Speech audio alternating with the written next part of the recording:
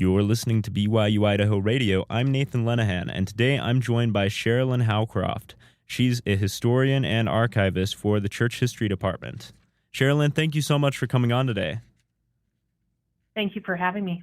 So before we get into this book that recently came out, I was just wondering if we could get a bit of background information on yourself.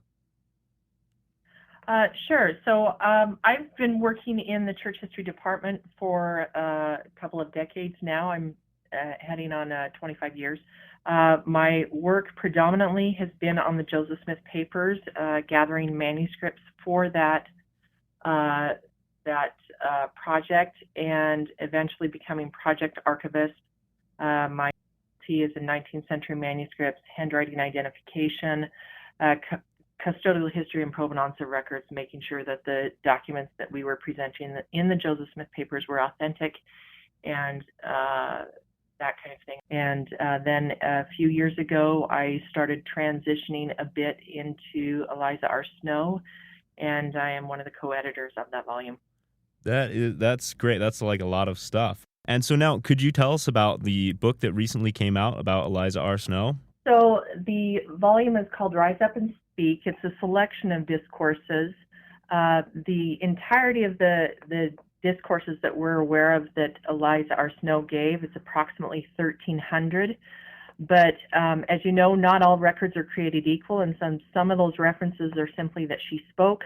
Others are very robust and detailed descriptions of what she said and the circumstances surrounding her various visits to relief societies, primaries, young men and young women organizations. And it is the documents that we selected specifically for this volume were weighted to identify kind of a sense of the trajectory of her ministry.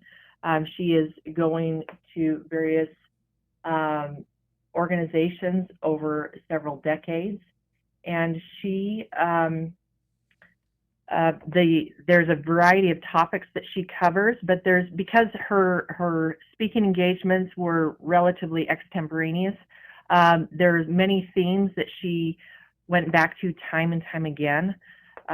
She spoke about unity. She spoke about mourning with those who mourn. Also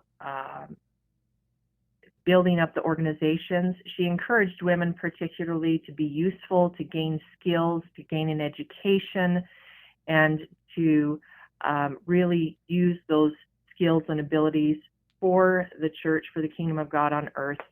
And she also had a lot to say regarding trials and the way that we should approach the trials in our lives. Right. I think it's great that, this is coming out on Eliza R. Snow, because I know, at least for myself, definitely prior to loosely getting into church history, I really didn't know who she was. I mean, I had heard the name, kind of seen it in the hymn book there. And I was like, well, I'm guessing relative to Lorenzo Snow. And then when I came here to BYU-Idaho, there's the Eliza R. Snow building. And so before getting into church history loosely, that's really all I knew about her. But then, the more I learned about it, the more I realized how important and prominent she was in the early days of the Restoration. She is, and in fact, a lot of people, when they consider Eliza R. Snow, they immediately think, oh, she's a poetess, and she was the secretary for the Nauvoo Relief Society, and she helped. Some people may know, yes, she helped with the reorganization of relief societies in Utah Territory, but her reach is actually greater than that. When Brigham Young called her, or I should say appointed her in 1868 to reorganize the relief societies, there was a bit of a reticence, not because of the call, but because she did not like to stand in front of people and speak. She refers to this experience when Brigham Young asked her to do this. She says her heart went pit-a-pat. And it was one of those things where she did it because she knew that Brigham Young was a prophet of God. She knew that She believed in the Relief Society organization, but as she continued to go to various places throughout Utah Territory and even into Idaho, she was set on the vision of Relief Society that had started in Nauvoo, and the various instructions that the women in Nauvoo received from Joseph Smith. And she continued on that legacy into the Utah Territory and into these various organizations. But she also had a vested interest in the organization of primaries and young women and even young men organizations. That's a part that most people probably don't know is her support for those organizations. She assisted in the organization of several primaries. She was very interested in the children, in the religious education and upbringing of children. And she even created a hymnal for children and spoke several times to these organizations, telling children various biblical stories, helping them understand her connection to Joseph Smith. And she also helped the young women's organizations be organized as well. She was concerned about the young women and their not only their behaviors, but their understanding of the gospel and the ways in which they could contribute to their communities and to the church as a whole. That's really interesting. I never would have expected her to, I guess, have a dislike of speaking in front of people, because given the thousands of discourses and times she spoke, I wouldn't expect that. But then that makes me think of, a lot of prophets who are called of God, who, like Enoch and Moses, who don't have confidence in their speaking, but the Lord calls them, and in this case, the prophet Brigham Young called her, and she stepped up and did it. She did, and it was really remarkable because you do get this sense of, early on, she does a little bit of speaking. She does poetic readings. We have accounts of her doing poetic readings. But that's a very different animal from extemporaneous speaking, and that's one thing that she had to become accustomed to. Is she, goes to these various places to organize relief societies or other church organizations, and she's speaking on the fly. And I don't know about you, but for me, that is a very the idea of going into a space and just being able to speak what's on your mind, that's a very unique skill set, right. A very unique gift. And she, initially you can see that she's starting to work at this, and she becomes the more she does it, the better she becomes. But also there is this sense that people are beginning to gravitate towards her speaking. When people are aware that she's going to speak, people start showing up more than they would normally in their attendance in the various organizations. But I don't want to give the impression that she was the only one, because as she begins to make connections with various women in these Relief Society organizations, and particularly there's women in Salt Lake City where when she's traveling to some of these far-flung settlements, she takes this cadre of women with her. And so when she's in these meetings, not only is Eliza R. Snow speaking, but there's other women that are speaking as well. And so she isn't a one-woman show. I mean, she's making these connections. She's building up the women. Part of the reason that we selected the title that we did for the volume was because one of the encouragements that she gives to women is to rise up and speak. And you have to understand at this time in America, a lot of women are they're very much existing in the domestic sphere. And so there's this sense of their lives are very much centered on home and family, but they're beginning to transition into a public sphere.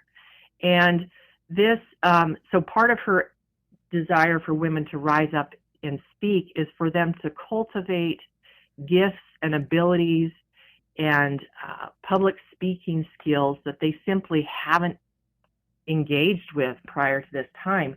And so she's encouraging women, if you don't have anything to say, or you feel like you don't have anything to say, that's okay.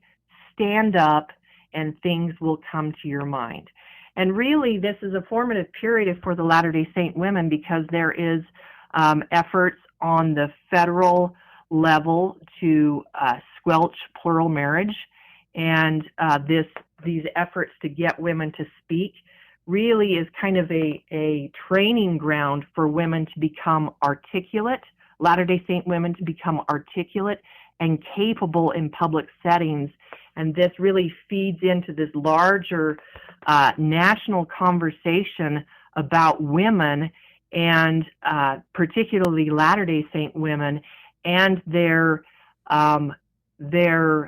complicitness in plural marriage. This is something they actually want to engage in, and so that it's not, they're not falling into the trope of, oh, these Latter-day Saint women are victims, and they've been coerced into participating in plural marriage. But Eliza was a very vocal advocate of plural marriage, and part of this rising up and speak, a vein of it was the sense of preparing these women to speak publicly against the federal government's attempts to put down plural marriage. Wow, yeah. It sounds like she was really just a super groundbreaking figure for the time of the restoration of the church.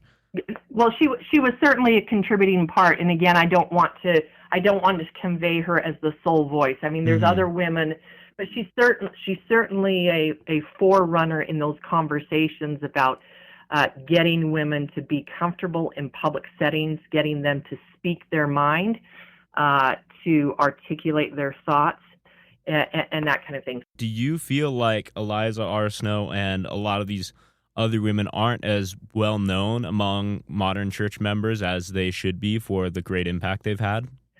Without question. And part of the reason that is the case is because when you look at the records, when we look at the records of church members, specifically early church members, most of the records that are being recorded are recorded by men.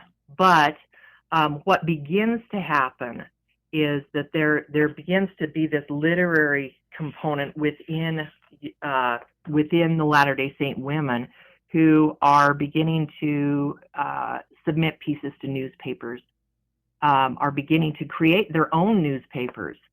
And so you begin to have this sense of women's voice, and women do start writing. I mean, some of the writings that we do have from women are stunning. They're amazing, but a lot of them have not necessarily been known because for the most part, you kind of have to read against the grain when it comes to some of the archival records, but their voices are there. And so one of the things that the Church Historians Press is trying to do is to make women's voices more visible. They have been speaking. We just need to make them more available and more accessible.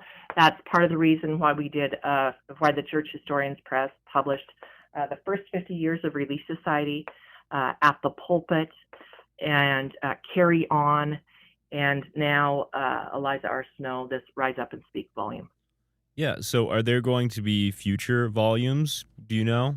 We are looking at expanding women's writings and making them more available to people. One of the things that these volumes have done is they begin to inject women's voices in the realms of theology. And that's one of the things that this Eliza R. Snow volume does, is we begin to understand Eliza's take on theology, on church doctrine, that I think is incredibly powerful. For Eliza, she situates women in the church as a vital component of church and church organizations. She speaks of relief societies as a quorum. She uses that specific term, quorum, several times to describe it. But she also discusses with women their divine role in the priesthood and their role in saving souls and seeking to meet the temporal and spiritual needs of those around them. That's great. And those are all obviously super important things. And I guess just last in closing, what would just be one thing that you would want all the listeners to know about Eliza R. Snow? Eliza was a firm advocate for women, but she was also a firm advocate for unity in the church. She didn't believe that women were just supposed to do their own thing.